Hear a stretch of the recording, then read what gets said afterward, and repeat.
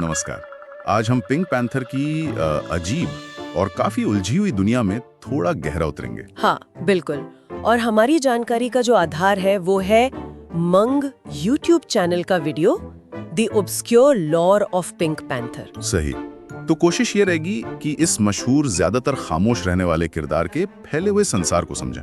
मतलब फिल्में, shows, comics, games. और ये सिर्फ एक कार्टून नहीं है जैसा लगता है, ये तो एक पूरा रहस्य है, कई दशकों और अलग-अलग मीडिया में फैला हुआ। हाँ, सोचिए जरा, इमारतों को गुलाबी रंगने से लेकर सोवियत जासूसों को रोकने तक, और यहाँ तक कि टाइम ट्रैवल भी। बिल्कुल। तो शुरू करते हैं किरदार से ही। हाँ, पतला, स्टाइलिश, लगभग हमेशा चुप और एकदम बेफिक्र रवैया। और उसका वो जानी दुश्मन बिग नोज, या जिसे लिटिल मैन भी कहते हैं। हाँ, वो छोटी कदकाठी, बड़ी नाक वाला आदमी जिसके साथ पैंथर की वो कभी ना खत्म होने वाली चूहे बिल्ली की दौड़ चलती रहती है। ये है कि हर एपिसोड में दोनों के पेशे बदल जाते हैं। आज बढ़ई, कल जासूस, जिसे कोई भी रोल उठा लिया हो। अच्छा, वो 11 पिंक पैंथर फिल्में भी तो हैं, पर वो शायद किरदार पिंक पैंथर के बारे में उतनी नहीं है ना? नहीं, वो ज्यादातर इंस्पेक्टर क्लूसो और एक हीरे के बारे में है। एनिमेटेड पैंथर की कहानी से उनका सीधा लेना देना कम ही है। तो असली उलझन शायद टाइमलाइन से शुरू होती है। बिल्कुल। 4 मुख्य कार्टून सीरीज हैं।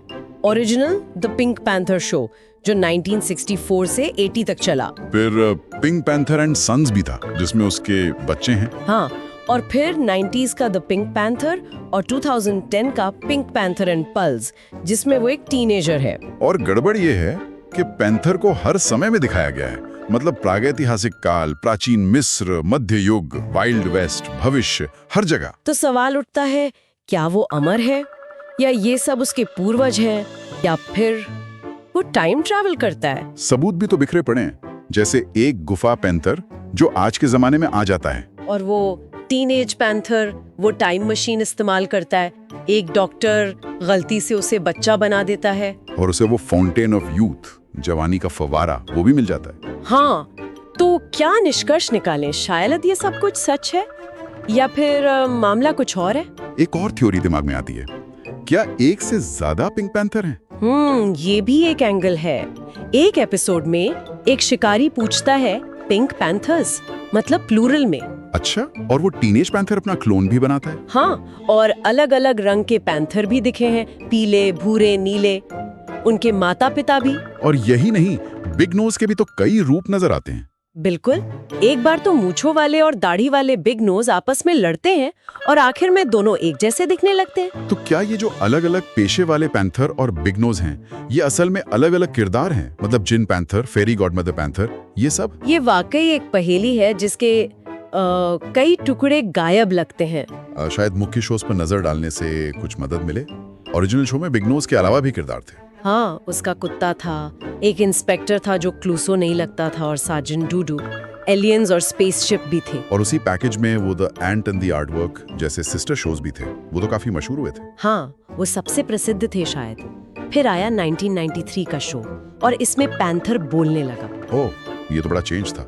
कई फैंस को शायद अजीब लगा होगा। हाँ, इसमें नए किरदार थे, जैसे थेल्मा, मैनली मैन, और पुराने किरदारों से बातचीत भी हुई, इंस्पेक्टर एंड आर्टवर्क। और इसमें वो सुपर पिंक भी बनता है, और कुछ गंभीर विषय जैसे मेल बॉम्ब वगैरह। हाँ, मोनालिसा पेंटिंग का कनेक्शन भी था।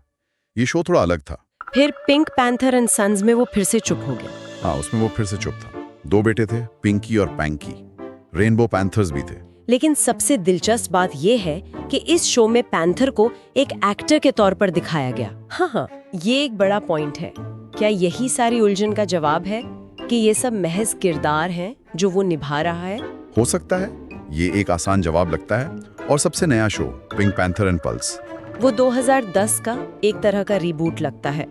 उसमें पैंथर टीनेजर है, और फोकस एंट और आर्टवर्क पर ज्यादा है। बिग नोज का परिवार भी दिखाया गया है। कार्टून्स के अलावा गेम्स और कॉमिक्स भी थे, उनका क्या रोल रहा? वीडियो गेम्स ज्यादातर एजुकेशनल या प्लेटफॉर्मर थे, बच्चों के लिए। कहानी में शायद कुछ खास नहीं जोड़ते। और कॉमिक्स? कॉमिक्स में एपिसोड्स का रूपांतरण होता था, और कभी-कभी एंट और आर्टवर्क जैसे किरदारों के साथ क्रॉसओवर भी।